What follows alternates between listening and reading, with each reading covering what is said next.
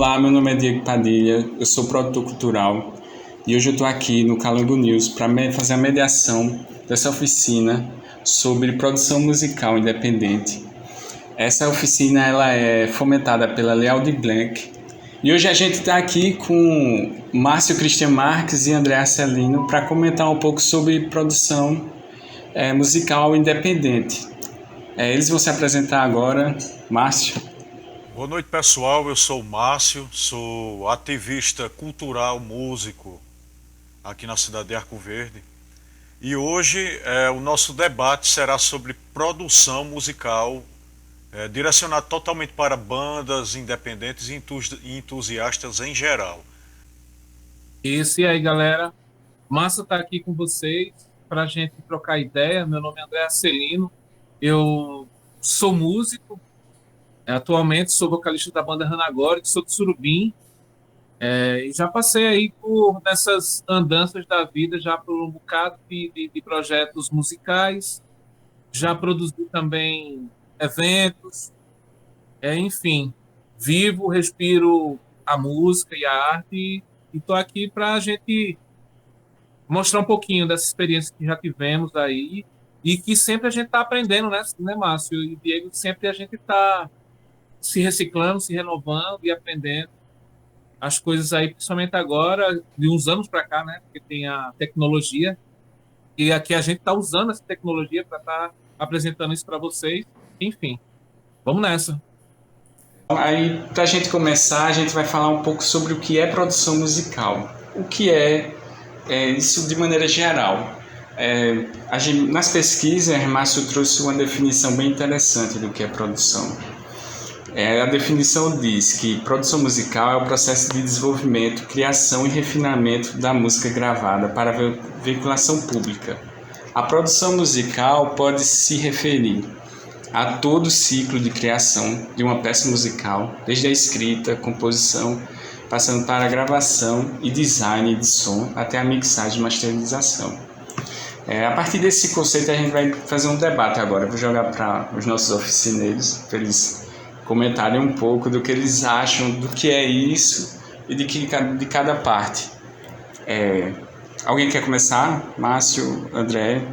A experiência musical começa tudo a partir do momento que você forma uma banda e tem aquele intuito de passar adiante alguma mensagem, seja problemas sociais, seja falar de natureza, do que for, sempre surge alguma ideia através de um processo musical. E geralmente as letras são compostas através de alguma vivência de alguém, algum protesto, alguma coisa. Tudo começa ali e vai diretamente da letra, vem o processo da produção, não é isso, André? Vem o processo da composição, a galera se trancando em um estúdio, vai compor, aí tem toda aquela experiência para você chegar e produzir bem, gravar bem. Tem que estar com tudo em dia, tanto você musicalmente, profissionalmente, como os instrumentos e o equipamento. E tudo vai de vivência, de experiências. Não é isso, André? Tem alguma coisa a acrescentar aí, André? Sim, sim. Eu achei interessante o lance que tu falou, que é a química, né? Assim, eu vou usar essa palavra química porque às vezes você quer fazer um lance sozinho, mas você não consegue. Mas você. E se você pode até fazer, mas quando você mistura com outras pessoas, a coisa rola, né? Eu vou fazer um passo a passo aqui, né? Como se fosse uma linha do tempo, na verdade, de coisas que você pode tentar. É difícil. É difícil. Isso, o foco aqui são para bandas undergrounds ou iniciantes, sim. Mas isso é uma coisa que toda banda deveria fazer ou todo músico deveria fazer. Acho que uma das coisas primordiais, por mais que você comece uma coisa sem tanto levar a sério, sem tantas pretensões, mas se você começar com um objetivo já é legal. Tendo um tipo de objetivo, evita muitas frustrações. Porque tem um momento que você está ensaiando para que eu estou ensaiando? Tá ligado? A questão do ensaio. né? É uma coisa aqui também que é bem legal de se frisar, que é o seguinte: um, um ensaio por semana é o suficiente, tá ligado? Ah, não, de 15 em 15 dias, não, a gente passa e tal. O certo, né? O certo mesmo assim, é você estar o tempo todo focado naquilo. Logicamente, você tem sua vida, você tem seus estudos, você tem seu trabalho. Mas por que você está nessa? Tá ligado? Muita gente leva o nome do. Ah, não, é underground para maquiar uma falta de vontade de profissionalismo aí, tá ligado? Eu acho que você pode tentar focar de estar praticando, entendeu? Estudando. Você pode começar, às vezes, uma criação. Tem gente, eu vejo muitos americanos, né? Assim, a galera às vezes compõe no violão ou muito no piano, né? Para depois ir É, para mesmo que seja uma banda pesada, você vê que ele começa aquela linha ali. Então, não há barreira para você compor. Você pode compor, principalmente agora que a gente tem a tecnologia na mão, tem o celular, né? Tem os notebooks, enfim, tem os aplicativos na mão. Você pode compor até uma linha de vocal, uma melodia, por que não? Com um celular aqui, ó, grava no WhatsApp ali, manda com um grupo que só tem você mesmo e vai se. Beleza? eu acho assim, pronto, tu falou de uma coisa muito específica, assim, que eu acho até super interessante da gente debater, porque, por exemplo, o underground, ele é muito, a gente tem uma preocupação muito de não ser comercial e tem todo esse debate da coisa do comercial e tal, mas eu acho que são duas coisas assim, que realmente empobrecem o underground, a falta de acesso tipo, uma educação, por exemplo. Porque se a gente tivesse um acesso a algum tipo de educação melhor, acho que muitos músicos eles teriam acesso ao estudo de música, né? E de pensar a mesma coisa da música como profissão, né? E estabelecer essas metas, pensar assim a banda como projeto, né? Eu não sei se tu tocou nesse ponto, bicho, eu achei que ele é muito, muito importante, assim, sabe? De você não tem, a gente, porque muitas vezes, por exemplo, a gente que é do underground, que é do interior do estado, a gente simplesmente não tem acesso à educação mesmo, tá entendendo? Aí, tipo, a gente fica defasado, assim, em relação a essas coisas, a pensar profissionalmente, sabe? Pensar a profissão, tá entendendo? Eu achei massa, só um parêntese. Eu digo isso porque, pronto, eu curto muito som pesado, aí tem alguns canais, assim, de YouTube, eu acho que tu tá ligado, são produtoras de banda, pô. Você vê, porra, tem cada semana uma banda tá lançando vídeo, toda semana. Tem vezes que eu recebo notificação, pô, veja assim, tem uns 3 bandas lançando música, sabe? Aí eu acho que hoje não tem esse respiro.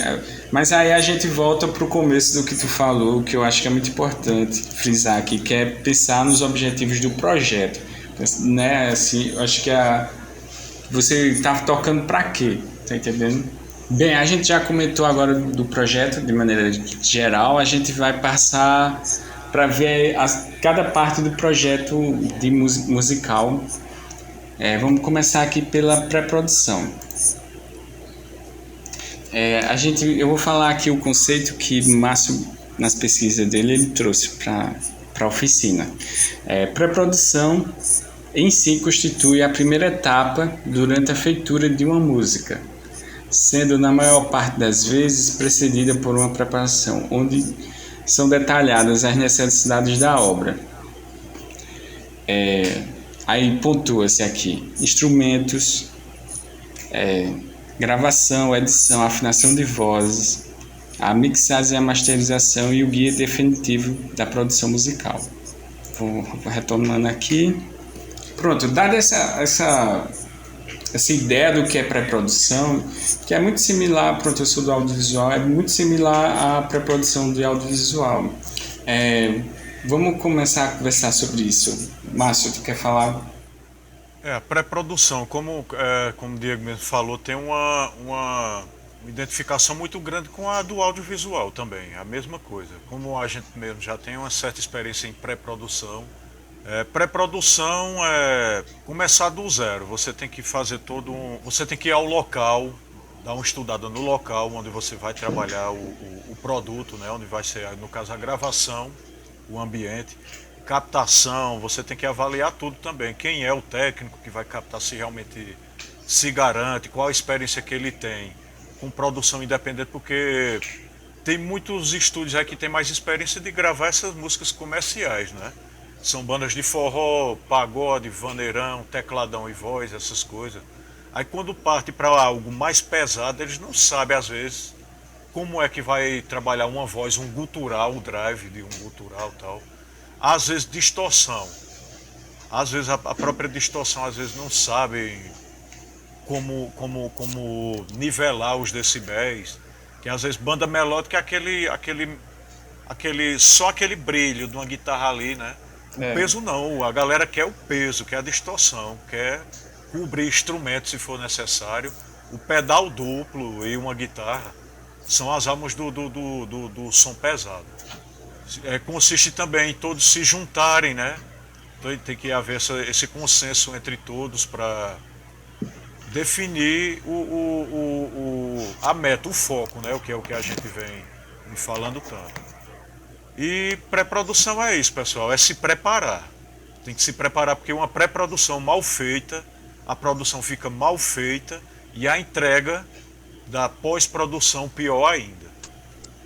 A minha visão aqui, assim, o que você falou aí é irretocável.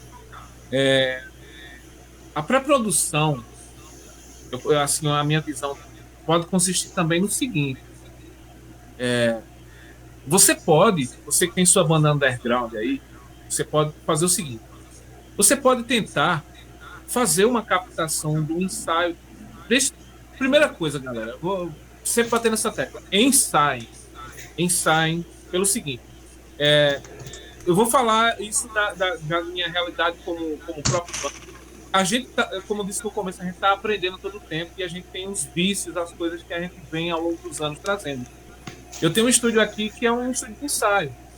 E eu percebo que tem banda que vem pra cá e que não, a gente vai ensaiar aí, tal, faz tempo que a gente ensaiou. Aí, não, quantas horas são de ensaio? 3 horas.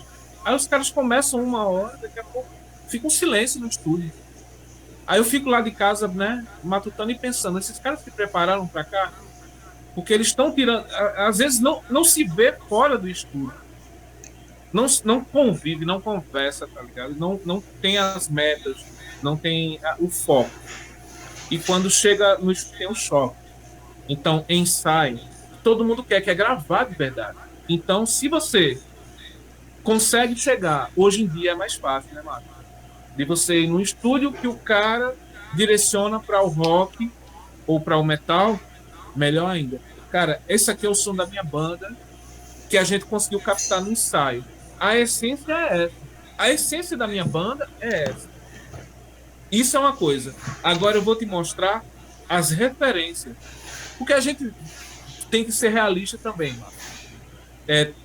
Tem as gravações gringas e tal, que ali é uma coisa à parte, né? É uma coisa à parte de captação, de equipamento, de tudo. A gente chegar lá, às vezes aqui, a gente está bem melhor e tem como chegar, né? Ter uma referência boa para isso. Mas funciona. Leve suas referências. Cara, é isso aqui. Então vamos estudar e depois confiar no produtor, né? Quem está gravando, quem está captando você.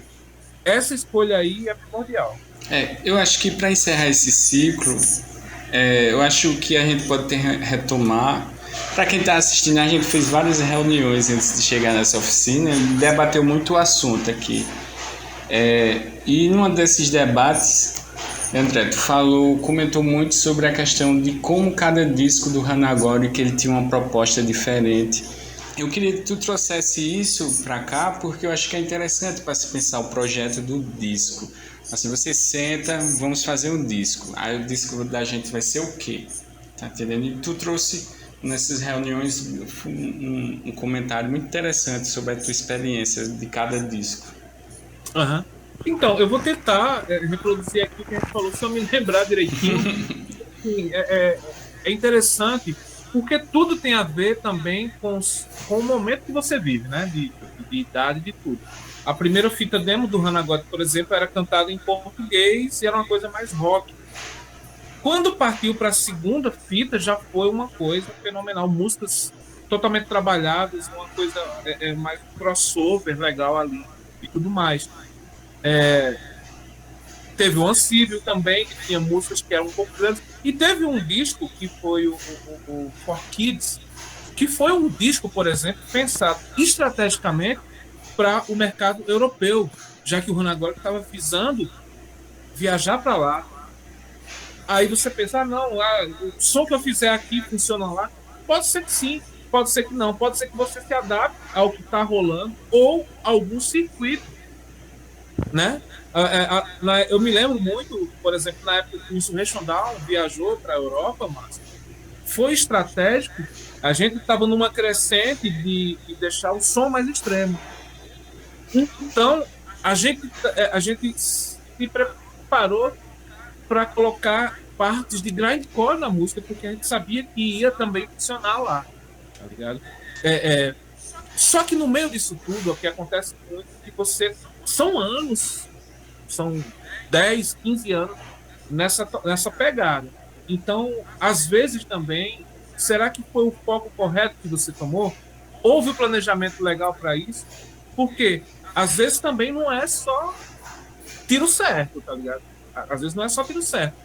O Hanagote, por exemplo, teve. Eu posso chamar de um momento, talvez, de desilusão, né? Com o som pesado e tal, que pegou e inesperadamente, sem preparar a sua audiência, o seu público, lançou músicas que eram músicas, digamos, pop, né? Não tinha distorção pesada, não tinha cultural. E isso, estrategicamente, não foi legal. Eu achei assim na época que eu era público, entendeu? Porque não houve um planejamento estratégico, que já é uma coisa que a gente pode abordar na carreira, né? Você tem hoje em dia a internet na sua mão, que você pode chegar e dar pinceladas de coisas que você pode lançar para ver o feedback do público, né? Então, o que aconteceu de experiências assim, de eu ver acontecer, é isso. E muitas vezes funciona, sim, e você está no lugar certo, na hora certa, e com todo mundo olhando para um lado só. E tem a experiência ruim também, que aconteceu, por exemplo, nessa época, que lançou uma música espetacular, o negócio, né?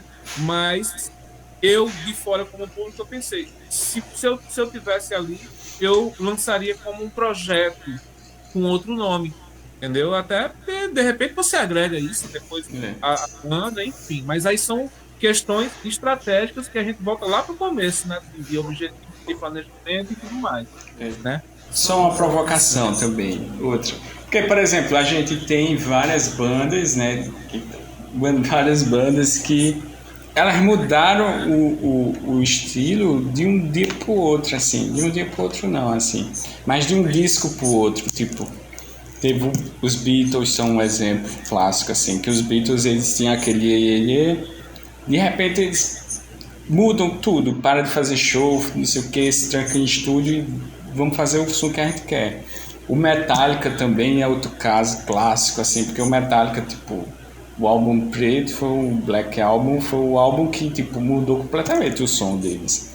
O Rolling Stones tem sempre aquele também discos que são bem nítidos, que eles não querem mais fazer aquele tipo de som e eles mudam completamente, sabe? É uma coisa assim de se pensar, né? Antes de fazer o disco, a proposta mesmo, se você quer mudar, porque tem algumas mudanças que são legais, assim, que você entende. Tem mudanças que você, como fã, você consegue compreender. Por exemplo, a gente que é do underground de Arco Verde, a gente viu, por exemplo, o Cobaias. O Cobaias, ele modificou. Tem um Cobaias com pastor e tem um Cobaias sem um pastor.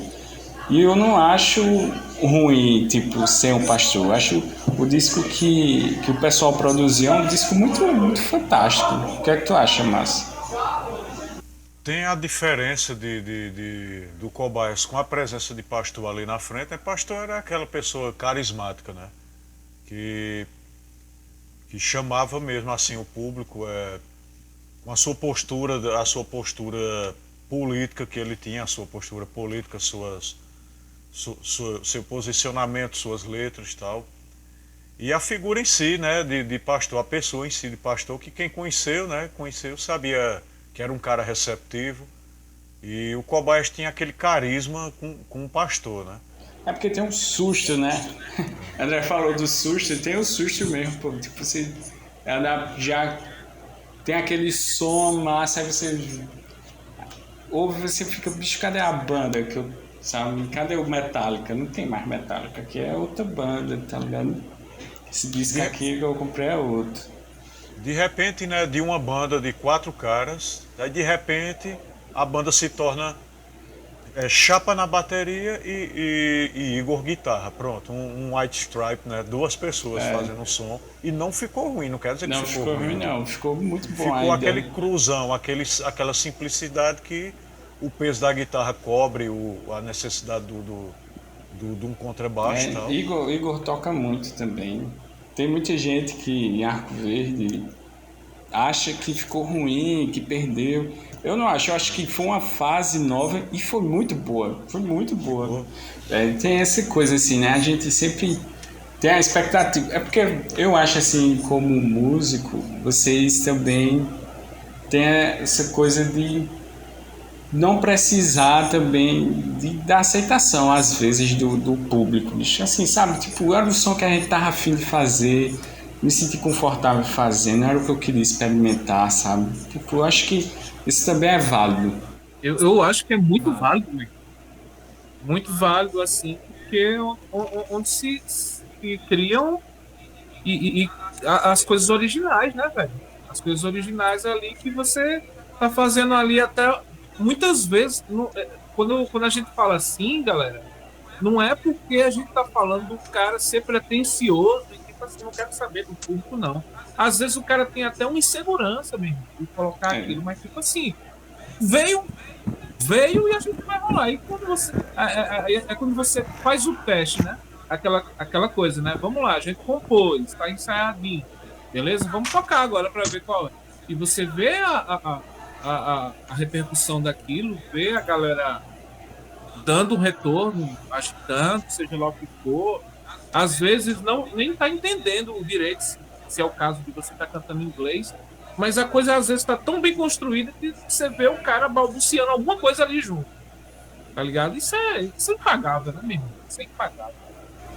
Pronto, pessoal, a gente vai agora falar, fechada aqui essa parte da pré-produção, a gente vai comentar um pouco sobre a produção em si, o ato de ir para o estúdio e gravar.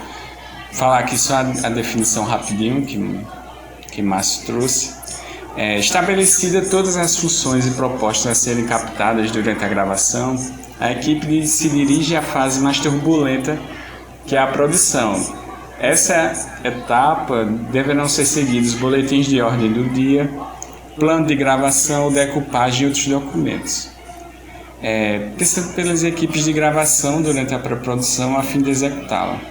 Já definido o que é a produção, né? A produção a hora mais complicada, porque é a hora de fazer e aquela gravação vai ficar ali sempre representando a banda, né? No disco. O que é que tu acha, André? Assim, desse momento? A partir desse. Porque a gente pode dizer que é um momento chave na história aí, porque pode ser que seja totalmente estressante. Talvez não deveria ser, né? Não deveria ser. Porque você não já está ensaiado, né? Você não está super ensaiado, você não está com seu instrumento trocado corda, tá ligado? Já sem nenhum zumbidozinho, sem nenhum ruído e tal. Você se preparou mentalmente, fisicamente, financeiramente para esse momento, porque às vezes a galera quer pechinchar num lance desse, né? Então, vamos contar que tá tudo, você se organizou para isso e é o seguinte, tempo é dinheiro, né, Márcio? Tempo é dinheiro. E no caso do estúdio, se você começa a pô, não, eu acho que eu vou improvisar aqui, eu vou não sei o quê, então já é uma hora a mais, já é uma coisa que no final das contas, no final do tempo lá, que você previamente combinou com o cara do estúdio, alguma coisa vai se sacrificar ali.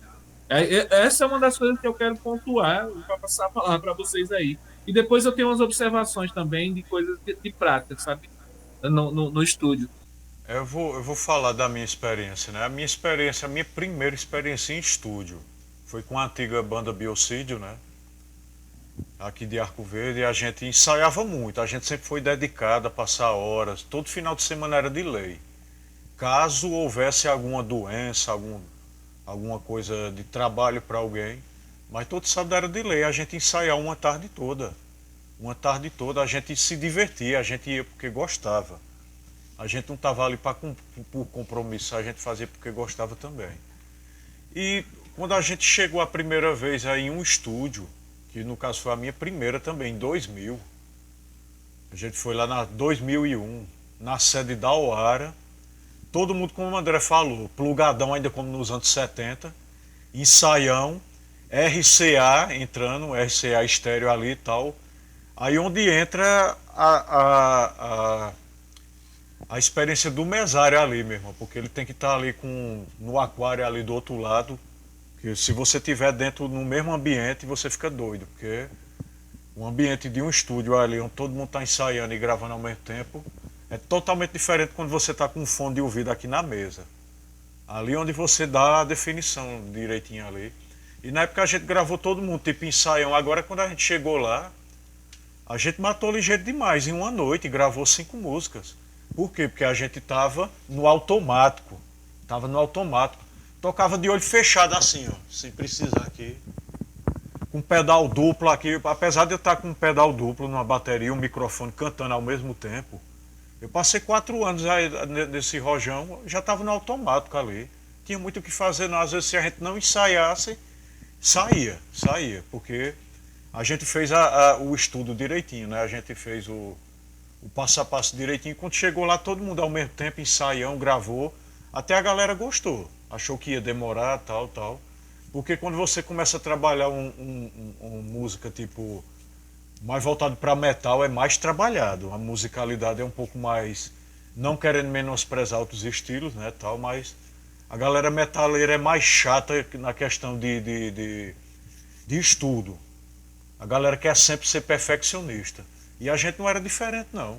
A gente queria mostrar um trabalho legal e essa pré-produção do ensaio no automático até chegar lá, mesmo sendo todo mundo plugadão, tipo ensaião, mandou ver porque foi feito o passo a passo direitinho, tá ligado? Agora, hoje em dia tem essa facilidade de canal por canal, não é? Se o baterista não quiser gravar, não grava, que já tem os beats ali para você montar, porque tem baterista que tem uma certa dificuldade no metrônomo, né?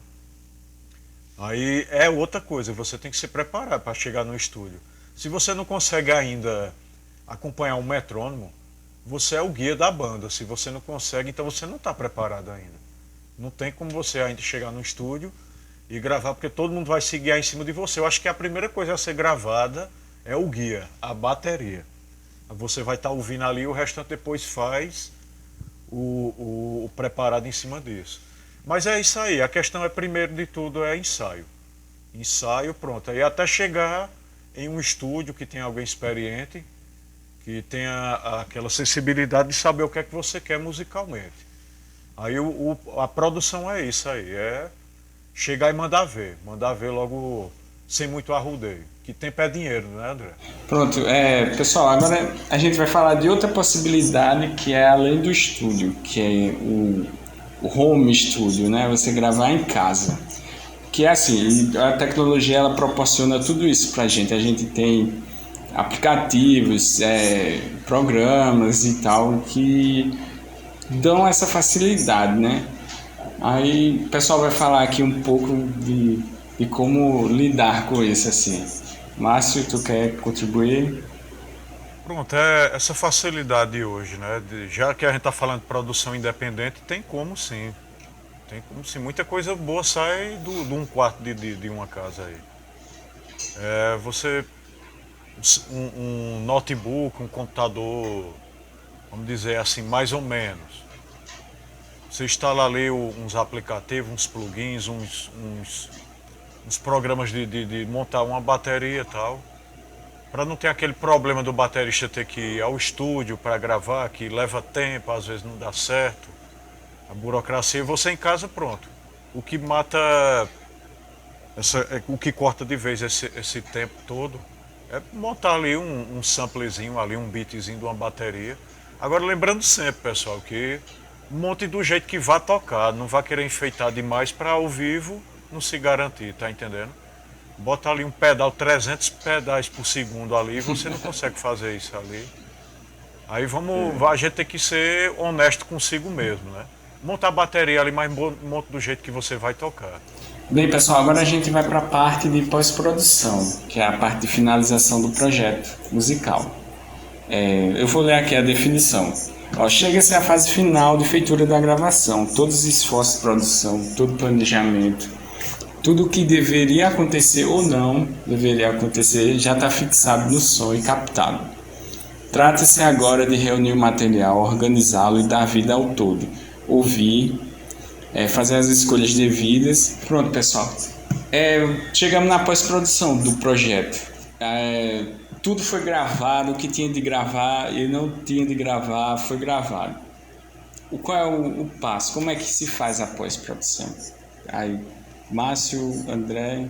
É um momento complicado do negócio, porque se não teve a pré-produção e a produção legal, que é o que a gente sempre bate nessa tecla, né, Diego? Se não teve uma pré-produção, uma produção adequada, a pós-produção você também não pode exigir muito não do editor, não. É onde chega um momento, né, a galera já gravou, tal, o estúdio está até mais vazio, tá...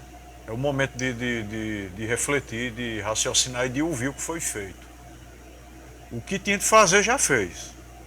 Estudou direitinho, ensaiou, chegou lá, produziu, gravou. Pronto, aí essa pós-produção se torna mais fácil. E é um momento que às vezes demora até mais do que o restante, porque às vezes é um momento de dar o brilho mesmo e nem sempre, né, Diego, nem sempre o editor concorda com o produtor ali, com o cara que está dando o toque. E por isso que é bom você na produção e na pré-produção ir diretamente a quem já está dentro do seu mercado.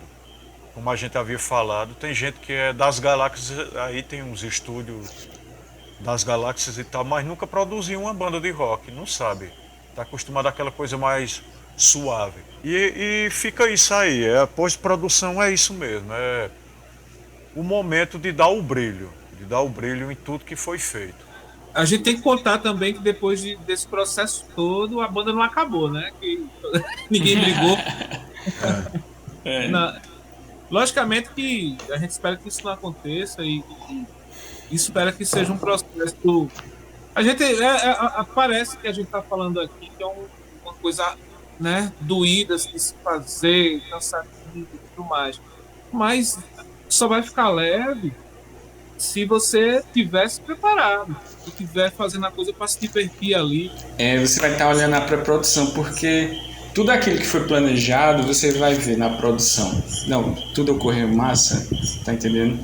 Então vamos continuar. Após, eu acho que também tem esse retorno, assim, a pré de olhar, não, a proposta do disco é essa, eu acho que essas músicas elas vão encaixar melhor. E até essa coisa assim que tu falou, de qual é a estratégia que a gente pensou antes, ela ainda é válida? Tem esse lance, né?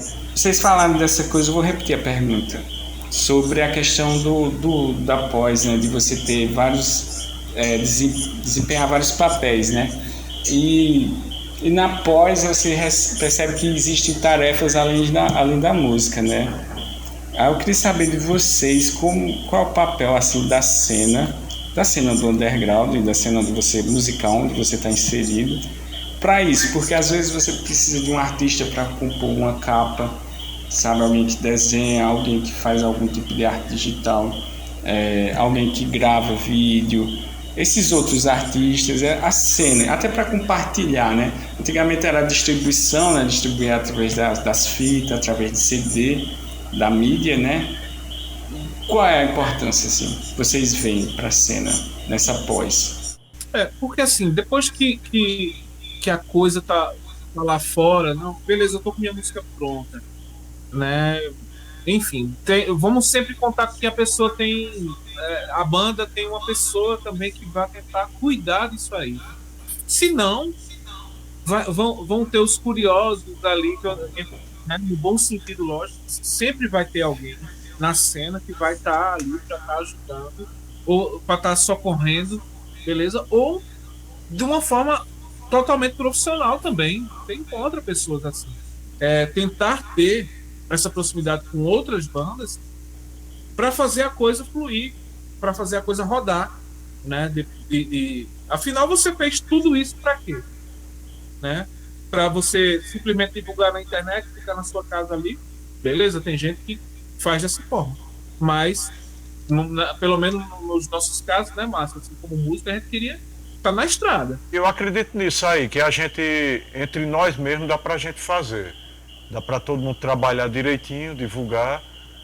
Quando não há um cachê, a galera vai pela amizade, pela diversão, por conhecer uma nova galera e pelo a divulgação do trabalho, né?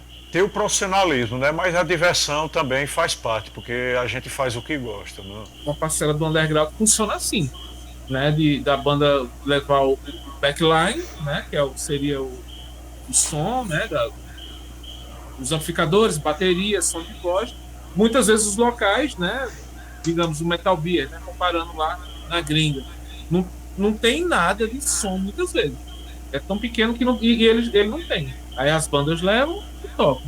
E nisso dividem isso e faz a coisa acontecer e você tocar de cidade em cidade. Eu particularmente me sinto bastante feliz de estar participando desse bate-papo aqui. Espero que consiga chegar em algumas pessoas e que sirva, né, assim, para a galera, nem que seja uma besteirinha. Afinal, foram coisas que a gente viveu, isso não pode ser igual para todo mundo. Aí cada um tem que passar seus perrengues ou não, enfim. E a gente espera que outras oportunidades dessa daqui que a gente está fazendo através da Lei Aldir Blanc possam acontecer mais para frente, porque eu mesmo, em determinadas situações, eu fiz algumas oficinas, participei de algumas oficinas também de produção cultural, e isso é muito legal para a galera estar antenada, porque tem a Aldir Blanc 2 aí, tem a Paulo Gustavo, tem outras coisas que podem acontecer e podem também, por que não, eu sinto falta também das bandas underground estarem nesse meio. Em primeiro lugar, agradecer, né, essa lei que veio para salvar a classe artística, né? Que foi a lei Aldir Blanc, né? Como o André falou, está vindo a Aldir Blanc 2, Paulo Gustavo, que são coisas que, pela pretensão de ficar fixo, né? Existe essa necessidade do artista em si ter essa força de não só um certo período do ano, mas vários períodos do ano, ter essa força aí para o pessoal, né? E durante essa pandemia, se não fosse essa lei Aldir Blanc, muita gente teria passado fome, muita gente. Eu em particular, tenho muito a agradecer, porque eu tapei buraco aqui com a lei Aldir Blanc, tendo a oportunidade da gente expor nossas experiências, trabalhando com o que nós gostamos. A gente tem muito o que agradecer mesmo a lei Aldir Blanc. E agradecer a você, André, agradecer a Diego que vem aí trabalhando com bandas underground, vem divulgando aí, fazendo videoclipes de bandas que até então estava no anonimato para o nosso cenário pernambucano ainda. E a lei Aldir Blanc veio para dar essa força muito grande aqui para algumas bandas aqui da nossa cidade. E a gente tem que agradecer isso, agradecer a você, André.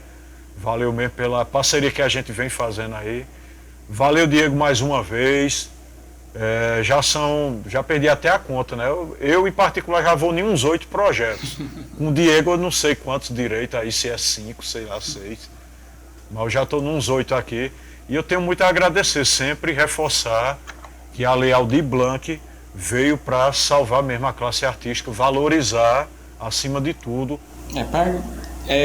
terminar, eu queria agradecer a vocês, né, pela presença, né, pelo compartilhamento, né, porque é muito importante assim a gente ter essas experiências e incentivar, né, o pessoal a produzir, porque muitas vezes o que falta para um cara produzir, bicho, é só ouvir, tá ligado, que teve outro maluco que teve a mesma ideia que ele e conseguiu, sabe, alguma coisa e segue, tá entendendo?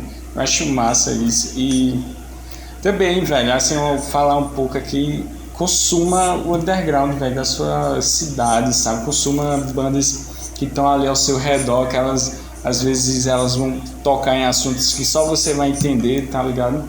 De vivências ali próximas de você. Consuma underground, porque underground é massa. O rock tá bem no underground, não precisa estar mais no mainstream, sabe?